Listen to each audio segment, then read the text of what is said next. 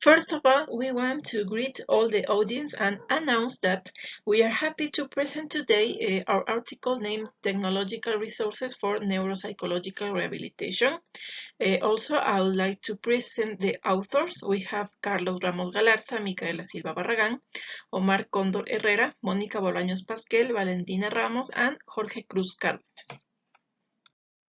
Now you can see in the screen the institutions that we are part of. As you can see, we are part of 3 different universities of Ecuador.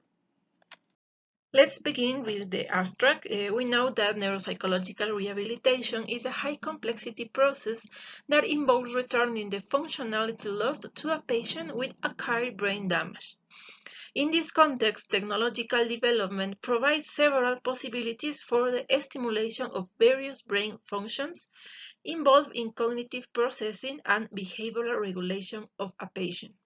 For these reasons, these types of treatments, including technological input, allow the patient to improve their levels of motivation and performance of neuropsychological rehabilitation activities. This article reviews some technological devices that provide improvements in the context of neuropsychology for the care of patients with acquired brain damage. Into the keywords, we can see rehabilitation neuropsychology, technology innovation, brain function, gamification, and digital game-based learning. As an introduction, we have that neuropsychological rehabilitation is a process that helps people who have suffered acquired brain damage. It is based on 3 strategies: restoration, compensation, and substitution of brain functions affected in the damage. Restoration consists on recovering a specific brain function through iterations of an exercise based on a determined mental ability. Compensation is a strategy that improves a damaged function by working on a conserved brain function. Substitution is a strategy which uses an external resource that assumes the function of brain damage ability. One of the limitations of neuropsychological rehabilitation is that most of its resources have been developed to use pen and paper because the main contribution of neuropsychological rehabilitation was in the 80s. Thus, technology was not in service of neuropsychology. However, today some technological proposals try to help people with brain problems. In this context, the present paper presents a revision study of the principal technological resources developed for the neuropsychological rehabilitation process. This word significance is describing the contribution of the e-health, electronic health, in neuropsychology. So let's see the technological application for neuropsychological rehabilitation that we revised. First, we have Dr. Lobus. This is a smartphone app for cognitive stimulation.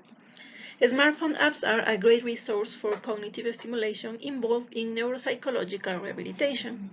In this context, Ecuadorian scientists interested in the adult's neuropsychological stimulation and memory developed a mobile application called Dr. Lobus to be freely used by clinicians, patients, and anyone interested in improving their cognitive function, as well as to be implemented in neuropsychology research projects. In Figure 1, we can see a Dr. Lobus screenshot. Another program is the Neuropsychological Rehabilitation and Cognitive Stimulation Program, Dr. Kawashima. The program called Dr. Kawashima, as we can see in Figure 2, allows cognitive stimulation for a patient with acquired brain damage.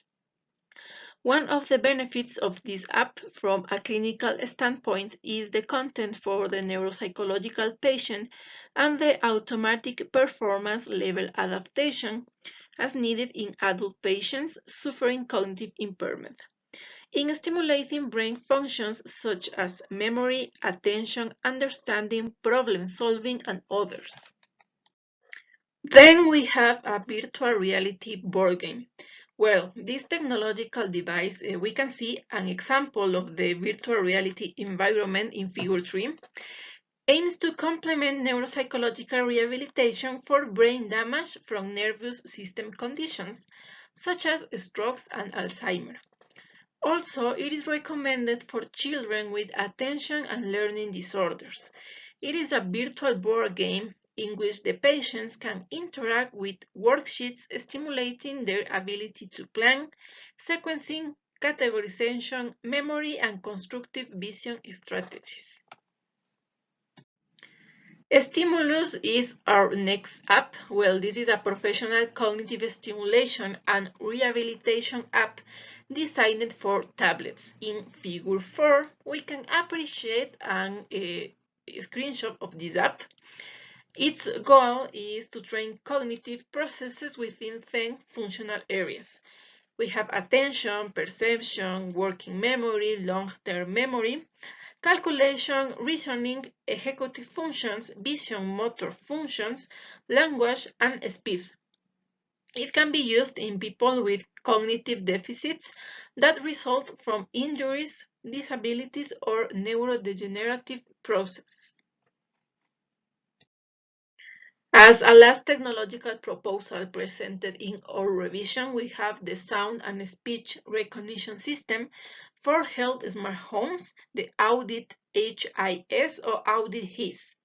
Well, one of the biggest challenges in neuropsychological rehabilitation of patients with acquired brain damage is the loss of autonomy.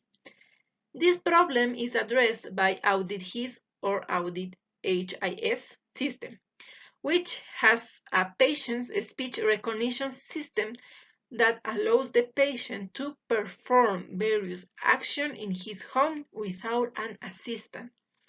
In Figure 5, we can see the sensor arrangement in the environment of a person with brain disturbance for autonomy.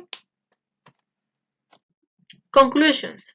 This article shows a novel review of technological proposals for the neuropsychological rehabilitation of patients with some type of brain impairment.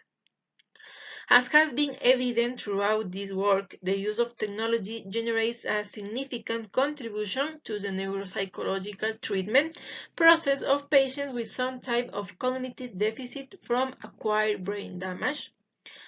The review started describing the elements needed within the neuropsychological rehabilitation process that generates motivation and interest in patients receiving this type of intervention. Within the technological resources available to the clinician, highlight apps, computer programs, virtual reality platforms, and technological devices that compensate for daily life activities faced by the neuropsychological patient. One of the challenges projected from this review is the implementation of these devices in experimental studies with pre- and post-test measurements to verify the effectiveness of their implementation on the neuropsychological rehabilitation process in patients with impaired cognitive functions.